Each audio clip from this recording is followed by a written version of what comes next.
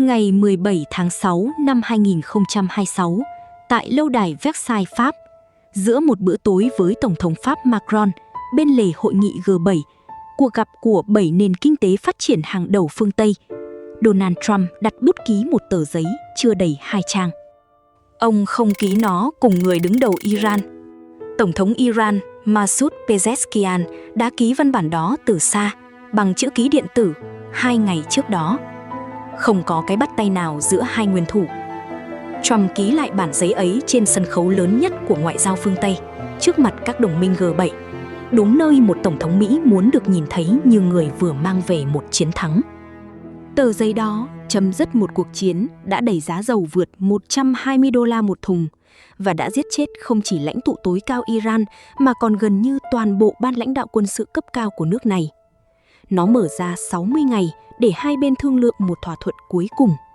Và nó là một điều gần như không ai dự đoán được hồi tháng 2. Nó hứa cho Iran một khoản tái thiết 300 tỷ đô la, nhiều hơn bất cứ con số nào từng xuất hiện trong thỏa thuận hạt nhân thời Obama. Câu hỏi không phải là ai thắng cuộc chiến. Mỹ và Israel đã thắng trên chiến trường. Họ làm được điều nhiều đời Tổng thống Mỹ trước đó không làm được: xóa sổ gần như toàn bộ bộ chỉ huy quân sự an ninh của Iran. Câu hỏi là, sau khi thắng trên chiến trường, ai đang thắng trên bàn đàm phán? Và cách tờ giấy này được ký, một người ký trên sân khấu lớn, người còn lại ký từ xa, lặng lẽ, đã tiết lộ câu trả lời nhiều hơn người ta nghĩ. Hãy nhìn vào những gì đã được ký và những gì chưa. Một chi tiết nhỏ nhưng nói lên nhiều điều. Lễ ký trọng thể ban đầu dự kiến tổ chức ở Geneva với Ngoại trưởng và Chủ tịch Quốc hội Iran tham dự đã bị hủy vì hai bên đã ký điện tử từ trước, không cần thêm con dấu nào nữa. Việc Trump ký lại bản giấy giữa hội nghị G7 thuần túy là để có hình ảnh trên truyền hình, không phải vì giá trị pháp lý. Đã ký lệnh ngừng mọi hoạt động quân sự vĩnh viễn, kể cả ở Liban. Iran đảm bảo an toàn cho tàu thương mại qua eo biển Hormuz miễn phí, ít nhất trong 60 ngày đầu. Và một cam kết mơ hồ nhưng khổng lồ: Mỹ cùng các đối tác khu vực sẽ xây dựng kế hoạch cho ít nhất 300 tỷ đô la tái thiết Iran. Chưa ký và đang là chiến trường thật của những tuần tới. Mỹ nói Iran đã đồng ý cho thanh sát viên hạt nhân quốc tế trở lại vô thời hạn. Iran phủ nhận hoàn toàn. Mỹ muốn Iran ngừng làm dầu uranium trong 20 năm. Tổng thống Pezeshkian tuyên bố thẳng, chúng tôi sẽ không bao giờ từ bỏ quyền làm dầu uranium. Phía Iran chỉ chấp nhận con số 5 năm. Còn ở Washington, một nghị quyết hiếm có vừa được Thượng viện thông qua với tỷ số 50 phiếu thuận, 48 phiếu chống, khiển trách chính cách Trump xử lý cuộc chiến này, ngay trong lúc ông tuyên bố đó là thắng lợi lịch sử. Và ở Tel Aviv, Thủ tướng Netanyahu, người từng hứa với dân Israel một chiến thắng tuyệt đối, thừa nhận ông không nắm rõ những gì nằm trong văn bản mà Mỹ vừa ký với kẻ thù của mình. 3 mảnh ghép này, bất đồng về uranium, sự phẫn nộ ở Quốc hội Mỹ và sự bối rối ở Israel, không phải chi tiết bên lề. Chúng là chìa khóa để hiểu ai thực sự đang nắm lợi thế.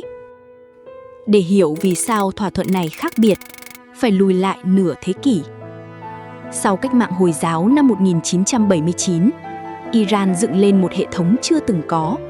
Một giáo sĩ tối cao nắm quân đội, tư pháp, truyền thông, còn tổng thống chỉ là lớp vỏ dân cử. Suốt 46 năm, người giữ ghế đó là Ali Khamenei. Chương trình hạt nhân Iran trở thành tâm điểm đối đầu quốc tế từ đầu những năm 2000. Năm 2015, sau 2 năm đàm phán, chính quyền Obama cùng 5 cường quốc khác ký với Iran một thỏa thuận hạt nhân toàn diện, thường được gọi đơn giản là thỏa thuận hạt nhân Iran.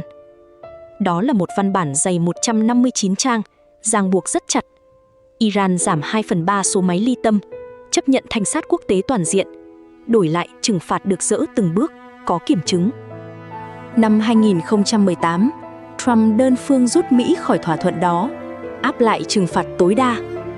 Iran, để trả đũa, dần nâng mức làm dầu uranium vượt xa giới hạn cũ, đến mức tích lũy hàng trăm kg uranium giàu 60%, chỉ còn một bước ngắn để tới cấp độ vũ khí. Rồi đến ngày 28 tháng 2 năm 2026, Mỹ và Israel phát động một cuộc không kích quy mô lớn vào các cơ sở quân sự và chính quyền Iran. Trong đợt tấn công đó, Ali Khamenei bị ám sát, biến cố chấn động nhất trong cấu trúc quyền lực Iran kể từ năm 1979. Nhưng đây không phải một vụ ám sát đơn lẻ. Ít nhất 50 quan chức và chỉ huy cấp cao của Iran thiệt mạng trong những đợt không kích đầu tiên. Trong đó có cả Tổng tham mưu trưởng quân đội, Bộ trưởng Quốc phòng và Tư lệnh lực lượng vệ binh cách mạng. Gần như toàn bộ ban lãnh đạo quân sự an ninh quốc gia bị xóa sổ chỉ trong vài ngày. Chỉ 9 ngày sau khi Khamenei chết, Hội đồng chuyên gia chọn con trai ông, Mojtaba Khamenei, 56 tuổi, làm lãnh tụ tối cao mới. Một người chưa từng qua bầu cử công khai, nhưng có quan hệ sâu với lực lượng vệ binh cách mạng. Trump công khai nói ông thất vọng về lựa chọn này. Để trả đũa cuộc không kích, ngày 4 tháng 3, Iran đóng eo biển Hormuz, tuyến hàng hải chiếm khoảng 20% nguồn cung dầu toàn cầu. Hậu quả tức thì, giá dầu Brent vượt 120 đô la một thùng và tập đoàn năng lượng khổng lồ Qatar Energy phải tuyên bố ngừng giao hàng cho toàn bộ các hợp đồng khí đốt vì lý do bất khả kháng. Cơ quan năng lượng quốc tế gọi đây là cú gián đoạn cung dầu lớn nhất trong lịch sử thị trường, lớn hơn cả khủng hoảng dầu năm 1973. Chiến tranh kéo dài 4 tháng, với một lệnh ngừng bắn tạm thời vào tháng 4 sụp đổ chỉ sau vài tuần. Đến giữa tháng 6, áp lực từ giá dầu, từ Quốc hội và từ cuộc bầu cử giữa kỳ đang đến gần đã đẩy Trump tới chỗ cần một văn bản để ký và để khoe. Giờ hãy nhìn sâu vào 4 lớp lợi ích đang thực sự định hình những gì sẽ xảy ra trong 60 ngày tới. Bắt đầu từ chính nội bộ hai nước, không phải từ Tehran. Lớp thứ nhất, nước Mỹ của Trump đang đứng trước một cuộc bầu cử giữa kỳ ngày càng bất lợi. Tỷ lệ ủng hộ ông, từng đạt 47% khi nhậm chức, đã rơi xuống chỉ còn khoảng 39% vào tháng 6 năm 2026, với 57% không ủng hộ. Trong số cử tri độc lập, mức ủng hộ ông chỉ còn 34%, thấp hơn cả ngưỡng 36% từng xuất hiện ngay trước khi Đảng Dân Chủ giành 41 ghế trong làn sóng bầu cử năm 2018. Lý do lớn nhất, giá xăng. Chiến tranh đẩy giá xăng tại Mỹ lên mức cao nhất kể từ năm 2022. Hơn 80% người Mỹ nói giá xăng đang bóp nghẹt ngân sách gia đình và phần lớn đổ lỗi cho Trump. Chỉ khoảng 1/3 người Mỹ còn tin tưởng cách ông điều hành kinh tế, tệ hơn cả điểm thấp nhất của người tiền nhiệm Joe Biden. Đáng nói hơn, ngay cả 22% cử tri Cộng hòa cũng không hài lòng. Và lần đầu tiên kể từ năm 2010, cử tri Mỹ nói họ tin Đảng Dân Chủ lo kinh tế tốt hơn Đảng Cộng hòa. Và đây là một nghịch lý đáng chú ý. Trong các kỳ bầu cử sơ bộ, Trump dùng quyền hậu thuẫn của mình để loại bỏ những nghị sĩ Cộng hòa ông coi là không đủ trung thành, kể cả những thượng nghị sĩ kỳ cựu trong chính đảng mình. Nhưng những người trung thành ông chọn để thay thế lại liên tục thua khi ra trước cử tri rộng hơn, kể cả ở những bang vốn nghiêng về Cộng hòa. Nói cách khác, phép thử lòng trung thành với Trump đang chọn ra những ứng viên thắng trong nội bộ đảng nhưng thua ngoài lá phiếu, đúng lúc cử tri quay lưng với ông vì giá cả leo thang. Hệ quả cộng dồn, các thị trường dự đoán hiện cho Đảng Dân Chủ tới 86% khả năng chiếm lại Hạ viện và khoảng một nửa khả năng chiếm cả Thượng viện. Nếu cả hai viện đổi màu, Trump sẽ bước vào nửa cuối nhiệm kỳ với một quốc hội có thể chặn khoản tiền tái thiết đã hứa với Iran và mở điều tra về cách ông tiến hành cuộc chiến. Đó chính là vì sao Trump cần một thỏa thuận trông giống chiến thắng, ký xong trước tháng 11, hơn là một thỏa thuận chặt nhưng đến muộn. Lớp thứ hai, lá bài của Iran và một bộ máy quyền lực không bị bầu cử đe dọa. Đừng nhìn Iran như một nước thua trận đang xin xỏ. Sau 4 tháng bị tấn công, Iran vẫn nắm hai thứ không bom đạn nào xóa được: vị trí khống chế eo biển Hormuz và kho uranium giàu 60%, gần đủ cấp độ vũ khí. Mà việc xử lý nó giờ là con bài mặc cả, không phải món hàng phải giao vô điều kiện. Chỉ riêng khả năng đóng lại Hormuz một lần nữa đã đủ khiến bất kỳ tổng thống Mỹ nào phải dè chừng. Và có một điểm ít người để ý. Dù Tổng thống Pezeshkian là người tuyên bố cứng rắn trên báo, quyền quyết định thật sự ở Iran không nằm trong tay ông, mà ở lãnh tụ tối cao mới Mojtaba Khamenei và lực lượng vệ binh cách mạng. Đó là một bộ máy không phải ra tranh cử, không sợ mất phiếu. Trong khi Trump và Netanyahu đếm từng ngày tới kỳ bầu cử của mình, phía Iran không có chiếc đồng hồ đó tích tắc bên tai. Lớp thứ 3. Israel không chỉ có một Netanyahu đơn độc bị chỉ trích.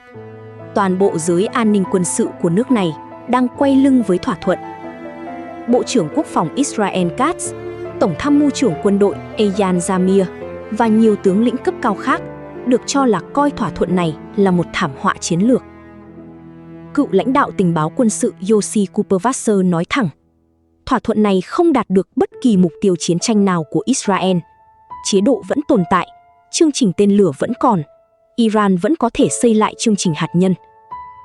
Đây là thất bại hoàn toàn của Netanyahu. Ông đang biến chúng ta thành một quốc gia phải nhận lệnh về an ninh của chính mình. Phía đối lập Israel còn gay gắt hơn, và đáng chú ý, chính những cựu tướng lĩnh đang dẫn đầu chỉ trích. Cựu Phó Tổng tham mưu trưởng quân đội Yair Golan giờ là lãnh đạo một đảng đối lập, gọi đây là đỉnh điểm của nhiều năm thất bại, và cảnh báo Netanyahu có thể kết thúc nhiệm kỳ với kẻ thù của Israel mạnh hơn, Israel yếu hơn. Cựu Bộ trưởng Quốc phòng và Tổng tham mưu trưởng Benny Gantz gọi thẳng đó là thất bại chiến lược. Nhưng có một chi tiết mâu thuẫn đáng để ý. Theo một số nguồn tin, trong các trao đổi riêng với giới chức Mỹ, chính Netanyahu lại không chỉ trích thỏa thuận. Ông còn nói nó có thể là một cú home run, một thắng lợi trọn vẹn, theo cách nói của người Mỹ. Ông đang đứng giữa hai áp lực, phải nói cứng để giữ lòng tin của phe diều hâu trong nước, nhưng không dám nói cứng quá với Washington. Và Netanyahu cũng sắp phải đối mặt với cử tri của mình. Bầu cử Quốc hội Israel dự kiến diễn ra cuối năm 2026, và các khảo sát cho thấy phe đối lập đang nhích dần tới đa số. Người từng hứa chiến thắng tuyệt đối với dân Israel giờ đang cầm trong tay một thỏa thuận mà chính các tướng lĩnh của ông gọi là thất bại. Lớp thứ 4. Mỹ đang đơn độc hơn bao giờ hết. Ngay trên bàn cờ, họ tự mở ra. Khi Iran đóng Hormuz, Trump kêu gọi NATO, liên minh quân sự giữa Mỹ và các nước phương Tây, lập một hạm đội chung để mở lại tuyến hàng hải. Gần như tất cả từ chối, từ Đức, Anh, Pháp, Ý cho tới Nhật, Hàn.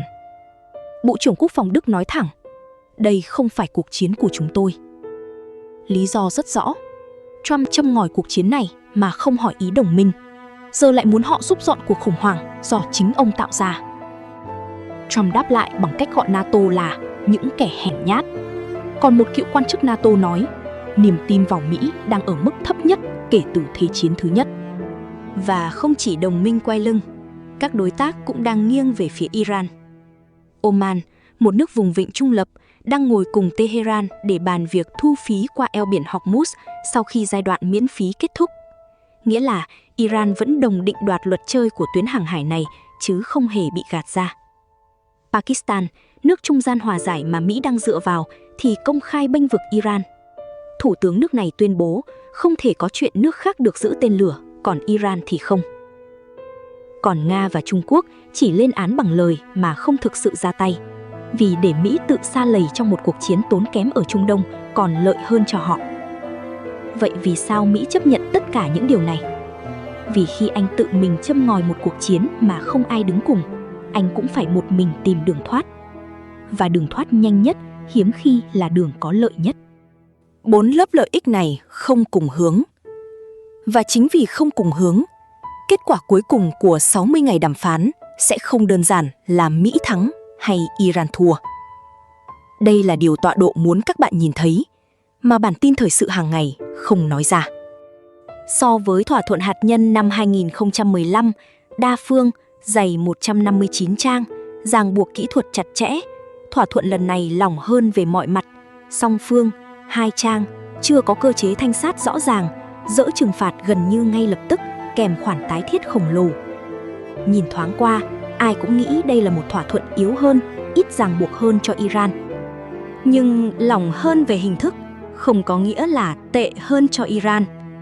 Ngược lại, một văn bản 2 trang với 300 tỷ đô la đi kèm, ký ngay sau khi Iran vừa mất lãnh tụ tối cao trong một cuộc chiến họ không khởi xướng, là một kết quả mà ít ai ở Tehran dám mơ tới vào cuối tháng 2. Mỹ đã thắng trên chiến trường, nhưng trên bàn đàm phán, nơi quyết định Iran sẽ bước ra khỏi cuộc chiến này với vị thế nào trong 10 năm tới, Iran đang đàm phán không phải như một nước vừa thua, mà như một nước vẫn còn quân bài để chơi. Phải nói cho công bằng, có một lập luận ngược lại và nó không hề yếu. Theo cách nhìn đó, Mỹ và Israel đã đạt được điều các đời tổng thống trước chỉ dám mơ: loại bỏ Khamenei, phá tan bộ máy quân sự Iran, buộc Tehran ngồi vào bàn từ thế kiệt quệ. Còn 300 tỷ đô la tái thiết, theo lập luận này, không phải món quà mà là sợi dây trói, tiền đi kèm giám sát, kéo Iran phụ thuộc phương Tây thay vì ngả hẳn vào Nga và Trung Quốc. Đó là một góc nhìn nghiêm túc, nhưng nó bỏ qua một câu hỏi quan trọng: giữa ba bên, ai mới là người đang vội? Câu trả lời là Trump và Netanyahu. Bầu cử giữa kỳ ở Mỹ và bầu cử Quốc hội Israel rơi đúng vào cùng khung thời gian với 60 ngày đàm phán cuối. Hai trong ba bên cần một kết quả nhanh để trình ra trước cử tri. Bên thứ ba, Iran, tuy yếu hơn về quân sự, lại không có cuộc bầu cử nào đe dọa lập trường của mình. Và trên bàn đàm phán, bên không bị đồng hồ thúc ép, gần như luôn thắng bên đang vội, bất kể ai vừa thắng trên chiến trường. Tất cả những điểm yếu video vừa chỉ ra đều dồn về một hướng: Trump cần kết thúc nhanh hơn là kết thúc chặt. Israel, đồng minh lẽ ra cùng phía, thì bị gạt ra lề. Các nước vùng vịnh từ chối lời kêu gọi mở rộng Hiệp định Abraham, tức thỏa thuận bình thường hóa quan hệ với Israel. Và ngay cả NATO cũng quay lưng. Một siêu cường vừa thắng trận, nhưng không còn ai đứng cùng. Ngồi đối diện một đối thủ vừa thua trận, nhưng không bị thời gian thúc ép. Đó mới là bàn cờ thật phía sau tờ giấy 2 trang. Nếu 60 ngày tới kết thúc bằng một thỏa thuận giống như những gì đang được phác thảo, bài học sẽ không chỉ dành cho Trung Đông. Nó sẽ là một khuôn mẫu mới. Thua trên chiến trường không còn đồng nghĩa với thua trên bàn đàm phán. Miễn là bên thắng trận, cần một kết quả nhanh hơn là một kết quả đúng. 60 ngày kể từ ngày 17 tháng 6 sẽ khép lại vào khoảng giữa tháng 8 năm 2026. 3 kịch bản đang mở ra. 1. Thỏa thuận cuối được ký theo hướng có lợi cho Iran. Thời hạn cấm làm giàu uranium ngắn, gần với đề xuất 5 năm của Iran, hơn là 20 năm của Mỹ, nếu Trump vẫn ưu tiên có một chiến thắng để mang ra trước bầu cử. 2. Đàm phán đổ vỡ vì bất đồng thanh sát hoặc một sự cố quân sự và chiến tranh tái bùng phát như đã từng xảy ra với lệnh ngừng bắn tháng 4. 3. Một thỏa thuận được ký đúng hạn nhưng chỉ hình thức, thiếu ràng buộc thực chất, lặp lại đúng vòng lặp cũ, đàm phán, rút lui, rồi chiến tranh. Nhưng cả 3 kịch bản này sẽ bị định hình rất rõ bởi 2 biến số chính trị nội bộ, không phải biến số nào xảy ra ở Tehran. Biến số thứ nhất, nếu Đảng Dân Chủ chiếm cả Hạ viện và Thượng viện vào tháng 11, viễn cảnh các thị trường dự đoán đang nghiêng tới. Trump sẽ mất quyền kiểm soát ngân sách đúng lúc cần giải ngân khoản tái thiết 300 tỷ đô la cho Iran. Một quốc hội do Dân Chủ kiểm soát vẫn muốn chấm dứt chiến tranh, nhưng sẽ không dễ thông qua một khoản tiền khổng lồ cho Iran khi thiếu cơ chế giám sát chặt. Khi đó, thỏa thuận có thể ký xong trên nguyên tắc, nhưng phần thực thi, nhất là dòng tiền, bị treo qua các cuộc điều trần, kéo sang tận năm sau. Biến số thứ hai, ở Israel, nếu phe đối lập, dẫn dắt bởi chính những cựu tướng đang gọi thỏa thuận này là thất bại chiến lược, thắng cử cuối năm, họ sẽ lên nắm quyền với đúng lý do Netanyahu đã quá nhân nhượng. Một chính phủ ra đời từ sự phẫn nộ đó sẽ chịu áp lực phải cứng rắn hơn với Iran ngay từ ngày đầu. Đây là rủi ro lớn nhất với toàn bộ thỏa thuận. Một Israel hậu bầu cử có thể không còn thấy mình bị ràng buộc bởi những gì Netanyahu đã ký và sẵn sàng hành động đơn phương nếu cho rằng Iran vi phạm, kéo cả khu vực trở lại điểm xuất phát của tháng 2. Câu hỏi còn để ngỏ. Nếu kịch bản 1 xảy ra, dù Quốc hội Mỹ đổi màu và Israel đổi chính phủ, các đối thủ khác của Mỹ trong tương lai sẽ học được điều gì về cách thắng trên bàn đàm phán sau khi đã thua trên chiến trường? Một tờ giấy 2 trang vừa định hình lại Trung Đông, nhiều hơn 159 trang của thỏa thuận năm 2015 từng làm được trong suốt một thập kỷ. Đó là nghịch lý của năm 2026. Chiến thắng quân sự rõ ràng nhất của Mỹ và Israel trước Iran trong nửa thế kỷ lại có thể dẫn tới một trật tự khu vực mà Iran bước ra ít cô lập hơn bao giờ hết. Tọa độ sẽ tiếp tục theo dõi 60 ngày này cho các bạn. Nếu video này giúp bạn nhìn rõ hơn những gì đang thực sự xảy ra phía sau các dòng tin, hãy đăng ký để không bỏ lỡ phần tiếp theo.